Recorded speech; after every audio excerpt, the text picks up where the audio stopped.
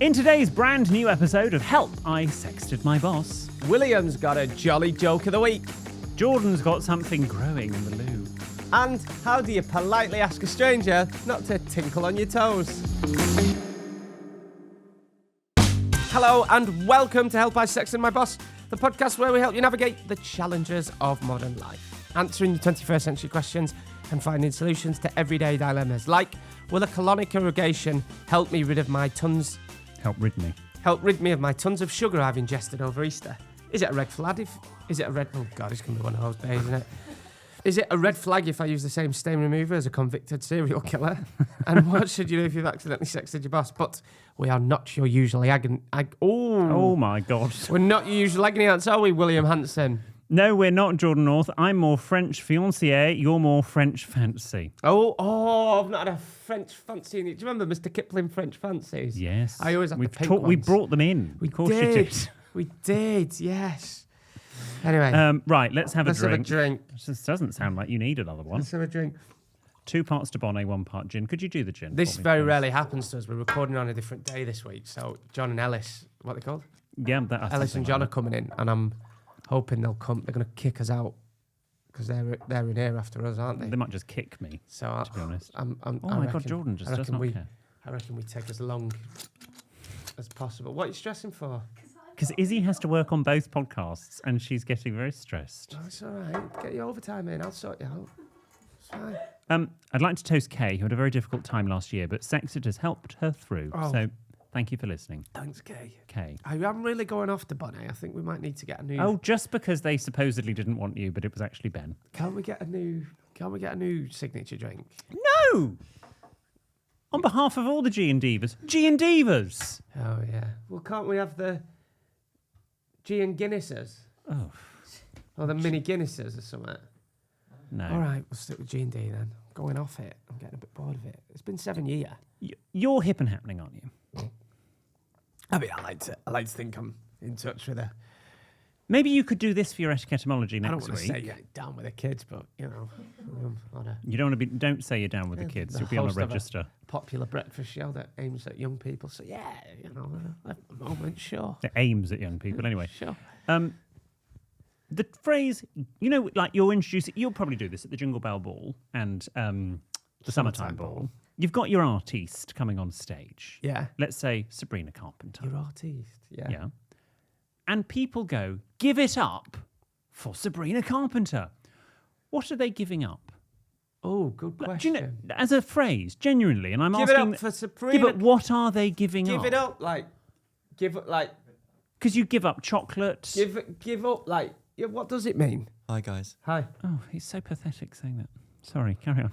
Wow. That was a bit harsh. No, but it's... Oh, hi, guys. You didn't say that with any conviction, did you?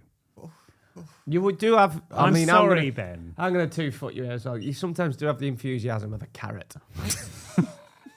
Should we do that again? Jordan, that is really unfair on carrots. I've got to say this. We are all good friends. We love him to bits. Oh, no, he's crying now. Oh, you're actually crying? Oh, have you had a bad day? He didn't get any sleep. Sorry, Ben. I thought he was crying then. Shit. I actually thought he was crying. I was like, this is it. We finally broke him. No, we keep trying. A long time ago. Press Ben's He's going to murder us one day. Yeah, I know. And you shout to get the sleep. Right. Ben. Hi. Hi. Oh, God. Feeble. Give it up. Just give it up. Give it yeah, up. but what are you giving up? Lose yourself. Lose your inner... Lose visions. what? Be the rain on your skin. No one else can feel it. Only you can... Gay! You can't. You were just like, oh, Shinny. Feel the rain on your skin. You can't keep doing that. Oh, I can.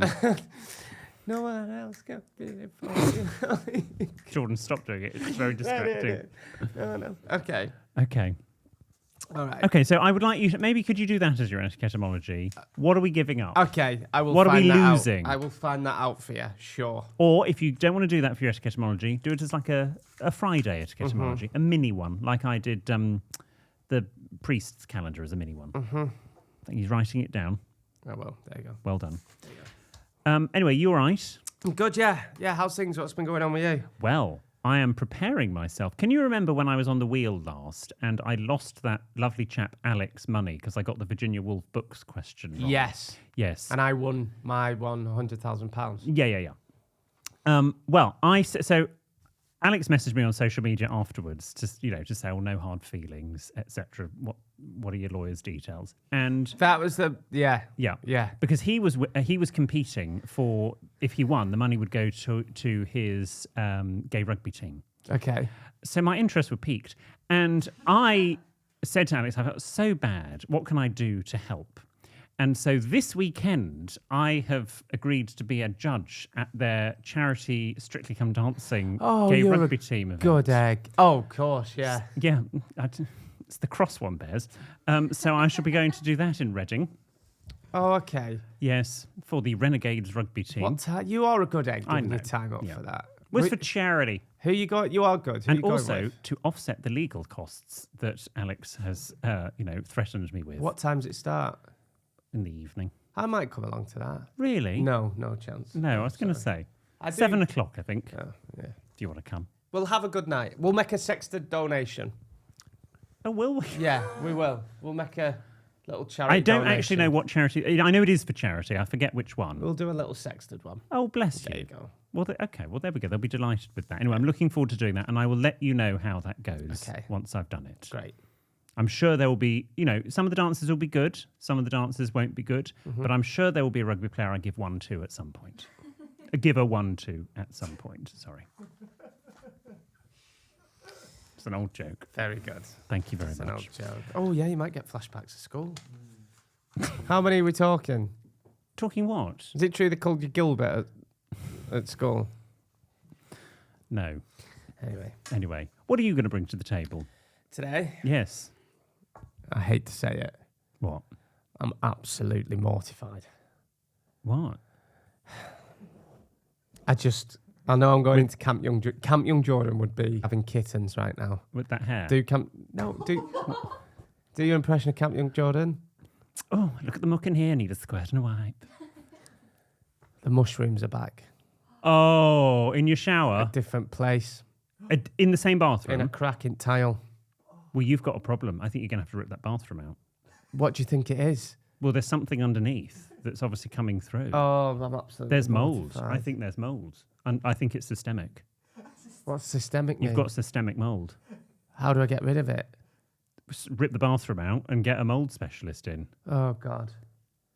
Don't say that. I'm trying to sell my house. If you're listening by my house, it's fine. It's not a thing. They were little tiny ones. It comes with a library, comes with a breakfast bar, and systemic mold. Put that as one of the key features. All right, give out my address, why don't you? Bloody hell. And a fun guy. Very good. Now, Ben, that was funny. Okay, Thank you. that's the Thank sort you, of guys. level of enthusiasm. Well, to be we honest, I was going into it thinking you were going to rip me for it, but I thought, why not? got. No, that's fun. Very good. Yeah, they're back. I don't know. I went down to pick up my Boxes. bath mat, Okay. and it were there, tiny little things. I've got bleach on them. I've got black mold reviewed. I've gone to Pound Shop.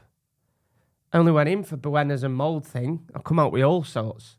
I've got to be fair, the one near me is actually very good. What, the Pound Shop? Yeah. Oh, you can't beat it. I've got everything. I've looked online. It doesn't mean I'm unclean and dirty. I've even got vinegar spray with a zest of lemon now, so it smells less like a chippy. To be honest, I think you need more than vinegar spray for mushrooms. What? They're back. Filthy mushrooms. Also, can I highly recommend a poo stool? I'm sorry? I just want to bring that. to You mean any- a squatty potty? Yes. Is that what they're called? That's what Helen calls it. yeah, right. She told me about it ages ago. I don't want to go into too much and be too rude and crude, but Well, any girls listening whose other half you always joke, spend about half hour on toilet and stuff, get them one of these squatty potty. Because we're not, how we poo isn't natural. You're not meant to do it sitting down. You're meant to have your legs up in air, or at an angle. So can I just say, any lads listening who, like me, tend to spend like half hour on toilets, cut my toilet time down. Like I've got flying through. so for series. those that don't know what a squatty potty is, would you like to tell us what a squatty potty Well, is? it's like a little stool, not a poo It's sort of- stool, a normal stool that goes on end of your toilet. And It sort of cups the put your feet bait. up. So when you go, your feet are up in air a bit. Yes, because with elevated feet, and only by a little bit, A foot, literally Yeah. a fat. Yeah. it helps things. Are you a No, Ben isn't. Can I ask you a personal question, Ben? You've done it before. No, can I ask you a personal question? Yes, you've done it before. On average, how long's your poo time? Oh, Jordan, we are not doing No, we this should on talk the about podcast. this. Ben, I refuse for you to answer. Are you a bit Don't. Are you a bit of a on there for a while? I don't need to. I'm taking my ears out. I'm not actually. Oh, okay, you're I'm all right. surprised that people take. I'm like, why do you need that long? But Because if anyone else is listening, I can't recommend it enough. I'm so I don't sorry, want to be. everyone. I don't want to be crude because I know. Well, that ship has sailed. Well, it's not crude. That shit has sailed. Yeah. Oh, it is now. I'm telling you, flying out my ass. Honestly, like a bat out hell. Good. Sometimes I'd be in there. Do you have 40 anything? minutes. Okay, I great. just get dead legs sometimes. Honestly, I'd come out walking like John Wayne. I've crawled out once before. I've been on there for an hour on TikTok. Crawled out. Honestly, Well, can I make a suggestion? It's like a probably. It's not. What are you enough- laughing at? You get pins and needles. It's not. It's not. It's being on TikTok that's probably delaying you. It's got nothing to do No, with it's the not. process. You need to get off your phone. You Heavy shouldn't. strainer. Not me, but Do you have anything else to bring to the episode today that isn't bowel related? No. I like your jumper. Thank you very much. I like your sort of off-white top. Can you film your rugby Strictly night? Well, I don't think I can film it, but I'm sure they will send a clip or Yeah, a send photograph. some pic and we'll put it up on our socials. I'm sure we'll do that after the event. Well, because I'll probably talk about it next week. So Who else is the celebrity judges? I don't know. No, I think they've got a professional dance person in. Because, I don't really Hey, know. fair play to them. That's a big booking getting William Hanson. That is good. Because usually it's like Dave Benson Phillips or something, isn't it? Loved him. Oh, I have to get your own. Do you know Chris Yeah. Stark was on Get Your Own Back when he was Was a kid? he? Yeah. Mad, isn't it? Hilarious. Was it with his teacher? Yeah, I think he was. Yeah. He was on Get Your Own Back as a kid. Classic. Mm. Yeah, what else did Dave Benson Phillips do? What was the other one? Get Your Own Back and... Was it 50-50? No. Do you remember 50-50? No confirming. Never really watched Fun Out. Do you remember Zap? That was on the other channel. Oh, did you not No, I watch didn't that? watch that, That were fever dreamy. We that. didn't have that channel.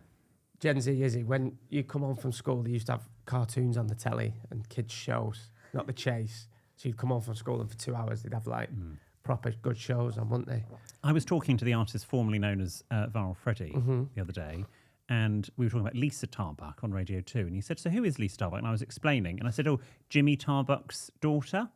Absolutely no clue. I mean, fair play. It's No, but- even before our time. Yeah, but come on. I mean, it doesn't mean to say you're meant to know about things that have happened before you were born. Jimmy Tarbuck, Scouse Yes. comedian, isn't Yeah. he?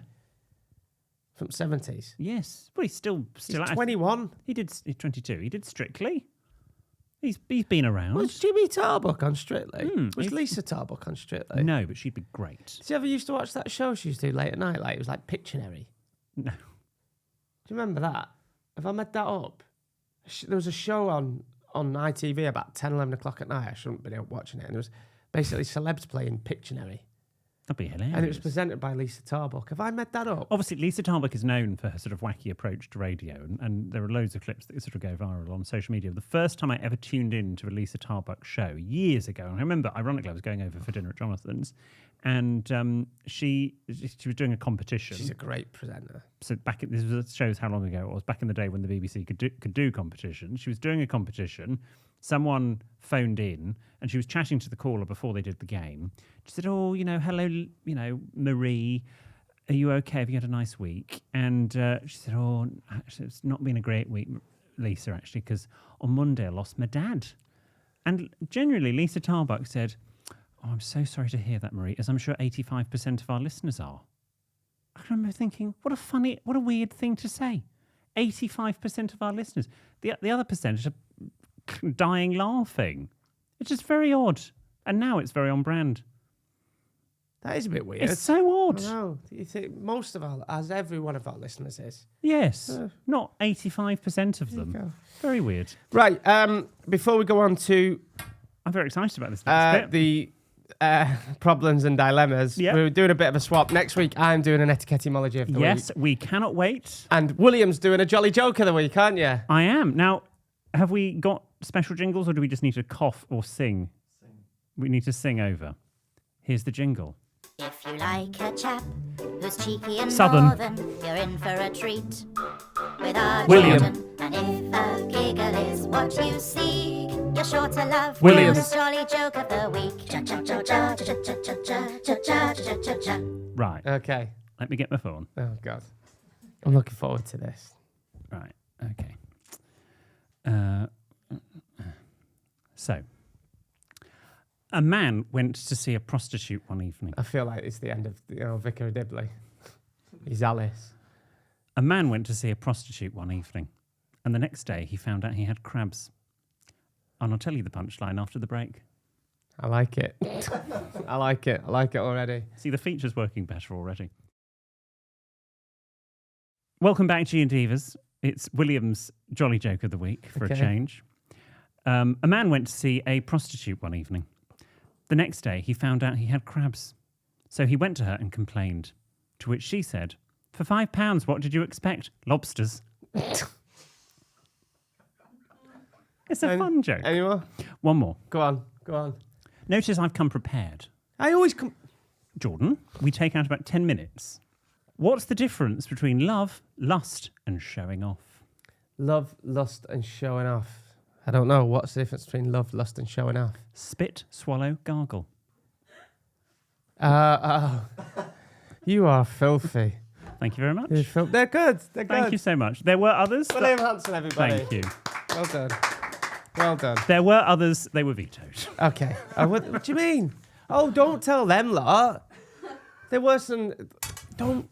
William, Don't listen to producers. don't tell producers your ideas. Ask for forgiveness, not permission. A few moments later. Right, I've just been told the ones that got vetoed. I'm sorry to do this because I hate it when you listen to podcasts and they don't let you, they were right in this instance, the producers. They were very much right. You're making me now sound like Bernard Manning. Those two jokes weren't far off. In fact, I think one of them were on his set in the 70s. Right. Bloody Nora. In my defence, they were on boardpanda.com. What the hell's Bored Panda? It's a website if Honestly. you're bored and a panda. Jesus. Right, I'll take it back. Listen to producers. Hi guys, sorry to interject, Yes, you are interjecting, actually. but on day of release of this episode, it will have been a year since I've been back from travelling. Well, what do you want, a medal? Well, I just thought we mentioned a couple of weeks ago that about my travel journal that I could bring in my travel journal. Oh, on yes. Friday. Oh yes, I was Okay. about to say God, you could give me a chance, Sorry. and I could bring in. I could read you a couple of bits from my travel journal. No. We're reading a couple of it. Oh no, actually, we'll get him to. Or you can read it. I don't care. Okay, on the next bonus episode. Can we do I'll that? choose some days. On Friday? On Friday. Okay. Great. Thank Bring you, it Ben. in. I'm sorry for laughing at you. Are you gonna include the bit about? Well, we'll see. Okay. It's time for your questions and dilemmas now. Yeah, remember, if you need our help with something, then get in touch. You can send your tales of trepidation to help@sexandmyboss.com. You can DM us. We're at sexandmyboss on the socials, so you can write to William, who, in the fullness of time, promises a handwritten reply on one of our luxury greeting cards of executive self-seal envelopes. The address is on the website, sexandmyboss.com. Remember, we've no idea what's coming up. Oh, you on double speed? John and Ellis are coming in. Okay. Handwritten letter on very luxury writing paper. And it starts, Dear William Jordan, EPB et al. My dilemma is quite a serious one. I have a habit of saying, your mum, when someone asks me a question because I think I'm funny, and everyone loves a your mum joke. Yeah, they're from up north. I'm sure Jordan has plenty. Yeah. Now, a colleague's mum recently passed away, and she was off for a period of time from work due to this. Me and this colleague and I, are good friends also, so I obviously tried to be as supportive as I could be during this hard time for her. Upon her return to work, she asked me a question. I'm sure you can see where this is going. Before I had time to think, I have replied back, your mum.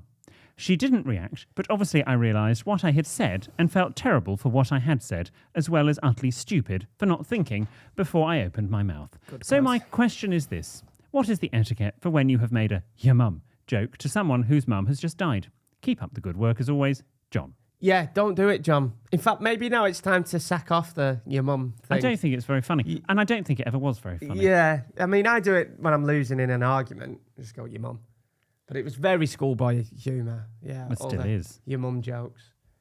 Yeah. Yeah. I think you've learnt your lesson there. And I would hope, John, that now that hopefully it doesn't get any worse than that, you've learned that your words have great power, and your mum jokes, not very funny, regardless of the status of the mother, but definitely not funny when the mother's died. And now you won't do your mum jokes ever again. Ridiculous. We used to call each other by our mums' names at school. So all my best mates, my mum were Bendy Wendy, who used to say Skilly Jilly, have a go Helen, Sucky Susie. This is so bad.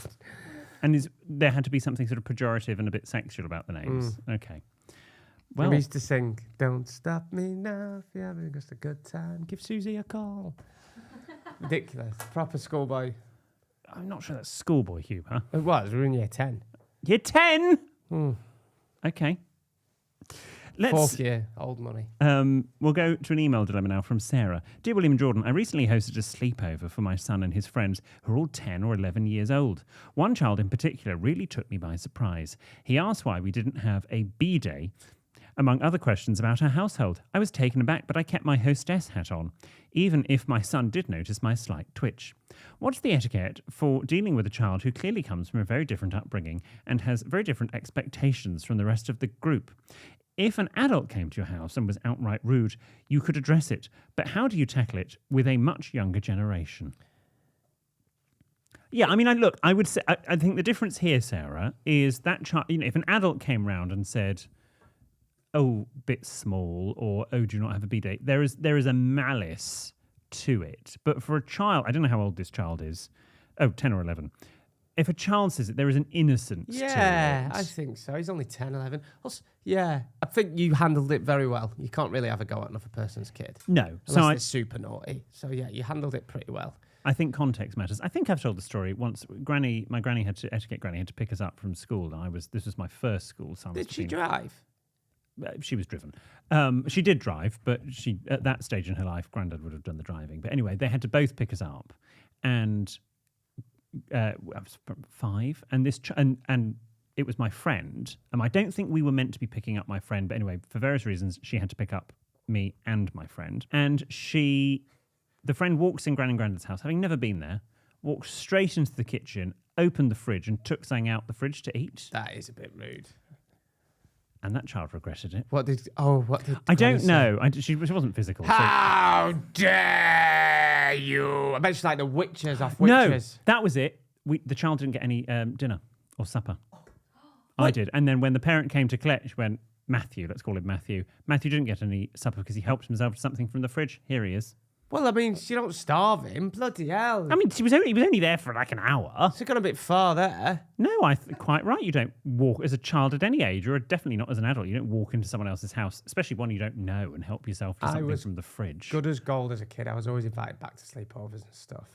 Always took my shoes off, put toilet lid down and stuff. Made the bed. Very, very, very good. Redecorated, criticised the curtains. I didn't.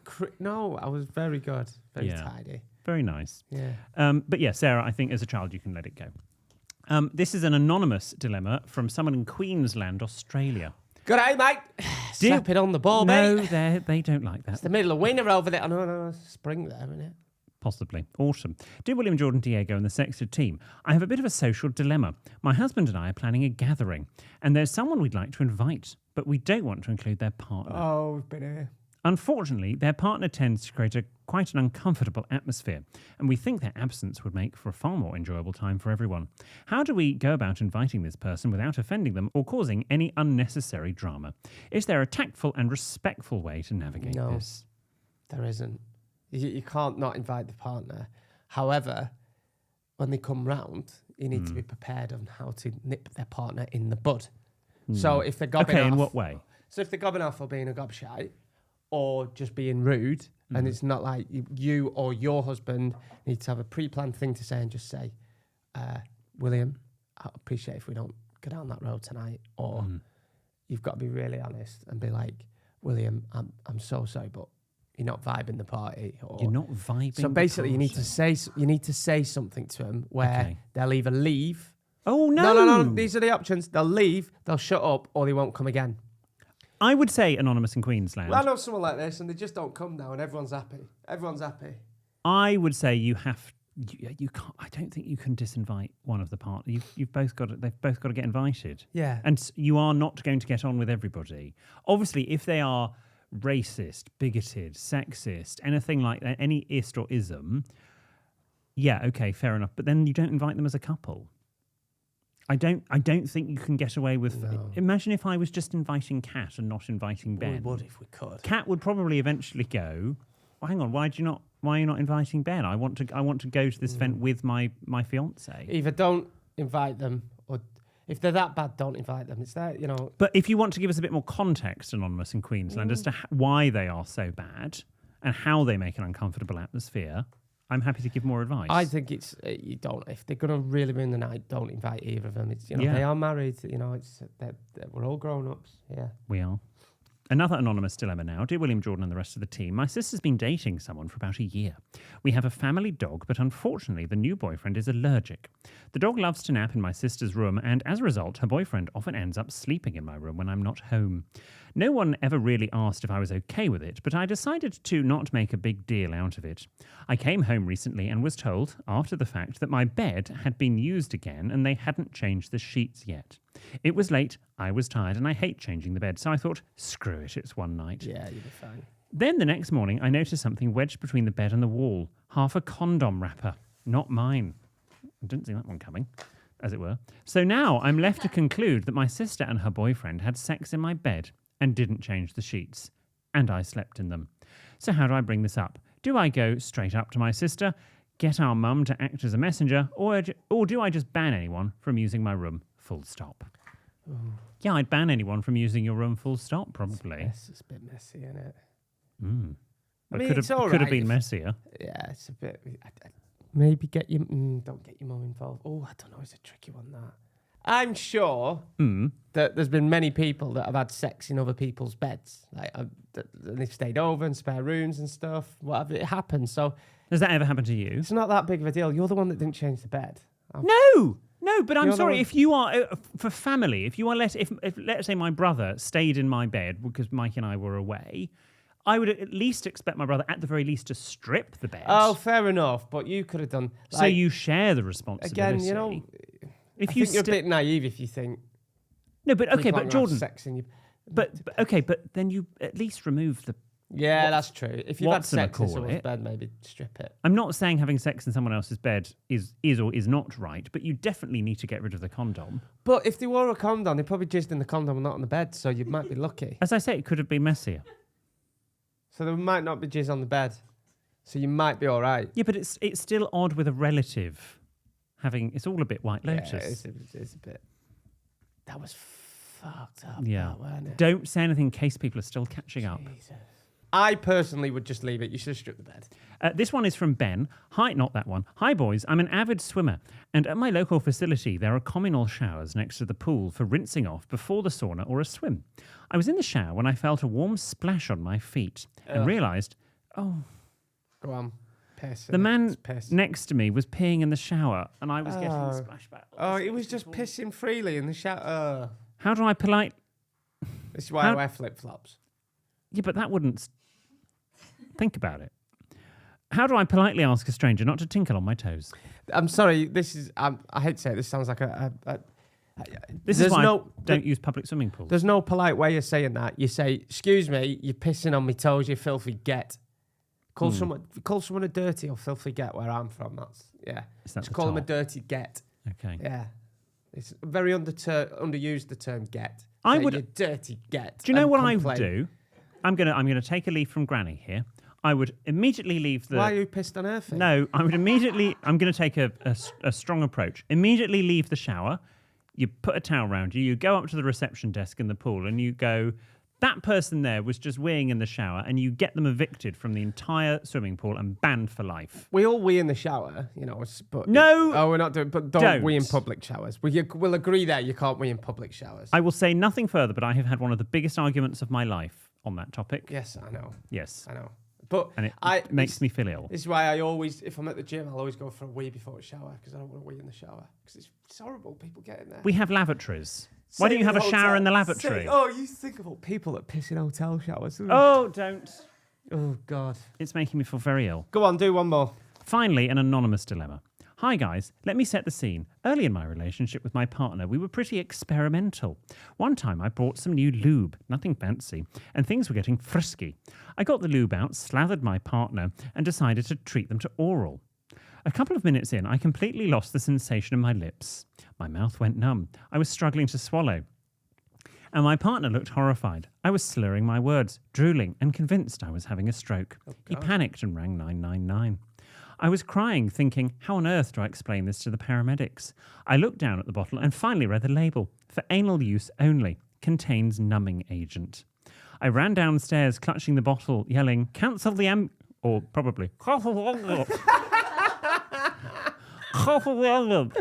it's meant for your off. But it was too late. My partner had already called our neighbours over to help while he waited outside. I had to explain everything to them in the kitchen. Mortified doesn't even cover it. We've laughed since, but things have never been quite the same with the neighbours. Is there a way to mend this relationship, or has it gone too far? Hang on, did he do anal numbing lube? Is that a thing? It is a thing, yes. I never heard of that. And what's it for? Numbing your anus. But why? Didn't you want to... Well, what are you doing after this? But I thought, like... Oh, but Jordan, no, you've been to Berlin. If you numb it... right. Well, yeah, I appreciate from that. Yeah. Yeah, I can't believe he told him that.